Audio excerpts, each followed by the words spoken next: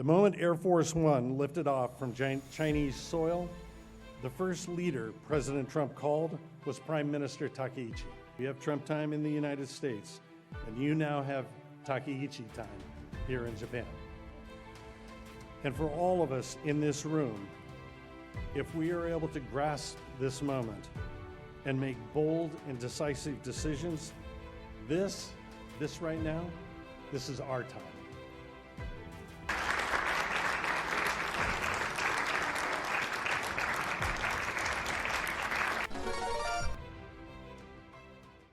Good afternoon, everyone, and thank you very much for the very warm welcome. And I want to say, first, I'd like to extend my sincere appreciation to Vice President Aso for inviting me here today to address the inaugural meeting of Japan is Back group, an initiative that comes at a pivotal moment for the Japan and the U.S.-Japanese partnership. It is encouraging, really encouraging, to see so many members here. Your presence reflects the steadfast support for Prime Minister Takaichi, her vision for a strong and prosperous Japan, and the strength of the enduring alliance between the United States and Japan, an alliance that President Trump described as ironclad just a couple of days ago. The moment Air Force One lifted off from Chinese soil, the first leader President Trump called was Prime Minister Takaichi. That tells you everything you need to know about both the strength of the U.S.-Japan alliance and the rapport shared between our two leaders. The President briefed the Prime Minister in detail about his meetings, including his agreement with Chairman Xi that Iran can never be allowed to have a nuclear weapon. They also reaffirmed their shared goal to denuclearize North Korea. The world first saw the President's special bond with the Prime Minister on full display last October. Their appearance together aboard the USS George Washington in front of thousands of American and Japanese personnel was a moment of unity that will be remembered in history. Our two leaders have a deep respect for one another, and they see eye to eye on everything from security and supply chains to trade and technology. They also have something else in common. The President and the Prime Minister have clear mandates from voters to tackle the challenges facing our nations. And this is a rare alignment of vision and conviction that represents a golden opportunity in this golden age of the U.S.-Japan relations. President Trump returned to the White House last year with a promise to make the United States safer, stronger, and more prosperous. That means reinvigorating the American economy, reviving neglected industries, fortifying our military, and ensuring American dominance in energy and advanced technologies. The President vowed to put America first, but he also pledged to energize and equip America's alliances and partnerships for the realities of the world today. He knows that business as usual will not guarantee our security and won't bring vitality to our economies. The Prime Minister understands this too. Her shared belief with the Japanese people during this year's election and campaign, what she shared, they listened and responded with a historic vote of support. The public wants to see a Japan that is bold, decisive, and investing in the country's security and economic future. And I was reminded recently that Japan has seized moments like this before. Last weekend, I visited the annual Black Ship Festival in Shimoda, the birthplace of the U.S.-Japan partnership. Those first treaties between our countries ushered in a period of unprecedented change in Japan. And the vision and resolve of Japan's leaders at the time transformed this country and produced a nation that is now revered across the world for its achievements. Today, Japan and the United States stand at another crossroads. In an uncertain global environment, success requires new approaches and fresh thinking, which is exactly what President Trump is delivering and it's exactly what the Prime Minister is demanding. The President, his hugely successful visit to Japan last year was the first step toward fulfilling, in the words of the Prime Minister, our alliance's limitless potential.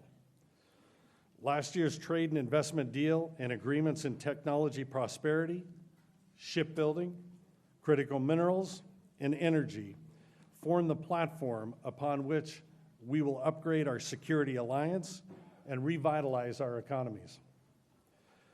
Those agreements are about investing in our strengths to create jobs, develop industrial and technological dominance, and ensure our partnership is fully protected on every front. I don't need to remind you that we face adversaries who are relentless in their determination to undermine our alliance and the partnerships that we share in this vitally important region. It is stability that will ensure the Indo-Pacific continues to flourish, which is why the United States stands firmly alongside Japan in our opposition to any efforts to sow discord in this region. And we remain fully committed to supporting the status quo in the Taiwan Strait, promoting the denuclearization of the Korean Peninsula, and protecting Japan's territorial integrity, including the Senkaku Islands. But if the U.S.-Japan alliance is to lead, we must be at our very best. And the President and the Prime Minister laid out that mission in last year's agreements, which reaffirmed them in March in D.C. Now it's time for us to deliver, and in a time frame that our leaders expect. At the embassy, we call it Trump time. But I know the Prime Minister is just as eager to see substantial progress made on all these agreements. Together, we need to make a swift decision. We need to accelerate our processes and do everything in our power to sustain the momentum that we've generated. We should be ready as well to overhaul the way we work to prepare our partnerships for the challenges and opportunities before us. That's the mindset that the President has brought to the White House. He believes in removing impediments to growth and improvement, which is why, for example, he launched his 10-to-1 initiative this last year. That executive order requires agencies to eliminate 10 existing regulations for every new regulation created. And it's time to embrace the qualities that have brought the United States and Japan so much success. We are two pioneering nations with innovation and revolution at our core. We don't just solve problems, we build paradigms. And our partnership requires exactly that right now. If 2025 was a year of agreement, then 2026 is a year of action. And security is one constant that runs through every aspect of this alliance. Without a modern, robust deterrence and a security framework that safeguards our societies and our economies, our communities cannot thrive. The Prime Minister has shown her determination to invest in Japan's defense, our alliance, and the security of the most consequential region in the world. The Indo-Pacific is the center of gravity for global economy and the technologies transforming our lives. Japan's record defense budget, newly adopted counter-strike capabilities, defense buildup plan, and Joint Operations Command are all welcome moves that contribute to our alliance's ability to preserve peace and protect freedom in this region. But we must not take our foot off the gas because there is still so much to do. We should be clear-eyed about our vulnerabilities and be committed to eliminating them. As we have witnessed in Ukraine, over more than 4 years, technology upended the defense and security landscape. And we need to ensure our capabilities are fit and effective for this era. Conflict has always been a powerful catalyst for innovation, but the speed of drone development in Ukraine is unparalleled. Since 2022, the lifespan of a new battlefield system has shrunk from 7 months to a handful of weeks, and after that, it becomes obsolete. So what does that mean for our alliance? Simply that we don't have the luxury of time in this age of low-cost, mass-produced drones and autonomous systems. Part of Japan's defense budget is already dedicated to this capability, and now is the time for us to turbocharge our cooperation and get producing. America is investing billions of dollars into reconnaissance, strike, logistics, and counter-drone systems, and the U.S. companies stand by ready to provide the necessary potency to this alliance. As in so many other areas, our partnership possesses both the expertise and the engineering excellence to set the bar in defense systems.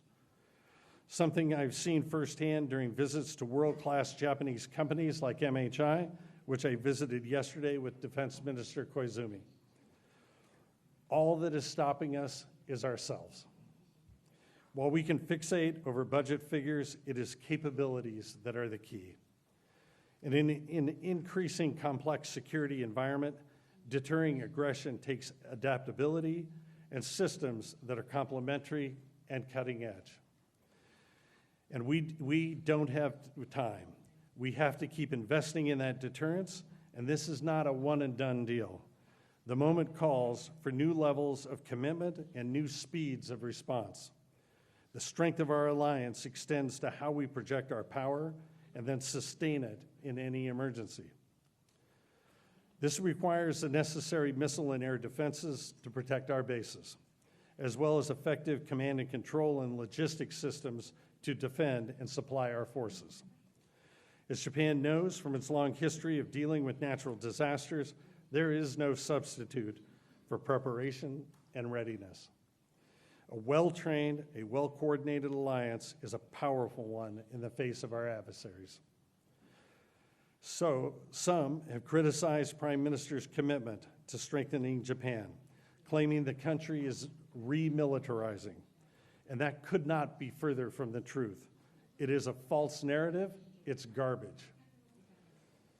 For well over 70 years, Japan has been a respected and responsible leader on the world stage. Now the Prime Minister is building a Japan that is better able to defend itself and a free and open Indo-Pacific. The propaganda noise from our adversaries is nothing more than a transparent ploy to weaken our rock-solid alliance. It is guaranteed to fail, and our adversaries' fear most is our unity, which should encourage us to deepen our cooperation even further and even faster, especially in cybersecurity. With so much of our modern economies, infrastructure, and security reliant on digital systems, strengthening our cyber defenses is an absolute priority. Because with every digital efficiency and convenience comes a potential vulnerability. And we face an array of increasingly sophisticated threats with AI-powered cyber attacks now a very serious challenge. As we have seen across the globe, defense systems, supply chains, banking networks, and national infrastructure, they're all targets. One successful attack can cripple a power grid or result in devastating data breaches. If we are better to coordinate and share information and intelligence, we must accelerate our investment in cybersecurity and next-gen secure cloud, as President and Prime Minister have agreed to last year. There are opportunities here to develop secure systems, and we will serve our alliance for years to come. As you introduce intelligence reform, our own experiences can prove to be a useful lesson.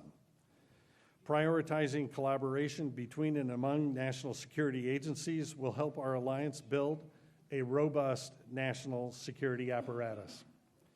And by breaking down stovepipes and encouraging communication across agencies, we can gain a clearer understanding of the threats we face and counter them more effectively. Earlier this month, the Prime Minister emphasized the importance of economic security and supply chain resilience to free and open up the Indo-Pacific. Our two nations are well acquainted with the dangers of being reliant on a single supplier of materials and resources that power our economies. And President Trump made it clear that the United States will never make that mistake again. The President and Prime Minister have signed a landmark critical minerals agreement last year, and there can be no let-up in our pursuit of reliable, diversified sources of materials so essential to our industries. This is an issue of national security, and the U.S.-Japan alliance is well placed to lead and unify our partnership in this mission. February's Critical Minerals Ministerial in Washington was a great start, but we must work together to explore every opportunity, whether that's investing in a synthetic diamond plant or in the U.S. or pioneering deep-sea mining in Japanese waters. The age of advanced technology chips also requires dependable sources of energy. It is no surprise that most of the projects agreed to so far under Japan's $550 billion U.S. investment commitment, those are energy-focused. American energy abundance offers Japan and our partners seamless access to affordable and stable supplies of energy. These are long-term investments for our partnerships, and it is vital that we keep identifying projects and keep investing, whether that's in LNG, small modular reactors, AI infrastructure, or critical minerals. These aren't just about fulfilling agreements, they are about securing the future of our economies. President Trump promised the American people he would revive manufacturing in sectors once dominated by the United States, and shipbuilding is one of those. When 80% of our international cargo tonnage is transported by sea, shipping becomes a matter of economic security. And the President knows this, and so does the Prime Minister, who is committed to regenerating Japan's own shipbuilding industry. Through shipyard investment, technology adaptation, and workforce development, we can unleash a golden era of shipbuilding for our partnership. As I announced at the Sea Japan conference about a month ago, the President has earmarked more than $65 billion for shipbuilding in the 2027 budget. The United States needs ships, and Japan can help accomplish that. Our embassy teams just organized the first delegation of Japanese shipbuilders to America to learn about investment opportunities. That will not be the last delegation. And with your support, Japan can deliver a ship to the United States by the end of President Trump's term. Where others might seek obstacles, our partnership seeks opportunities. Our shared drive to enhance and advance and lead has delivered so much for our nations and for millions around the globe. It is an impressive legacy, but we can do a lot more. Our citizens voted for the reinvigoration of our nations. Now we must deliver on that mandate and at speeds that our leaders demand. As I mentioned before, at our embassy, we have Trump time. We have Trump time in the United States, and you now have Takeichi time here in Japan. And for all of us in this room, if we are able to grasp this moment and make bold and decisive decisions, this right now, this is our time. I want to thank you very much. It has been an honor to be able to present before you. Arigatou gozaimasu.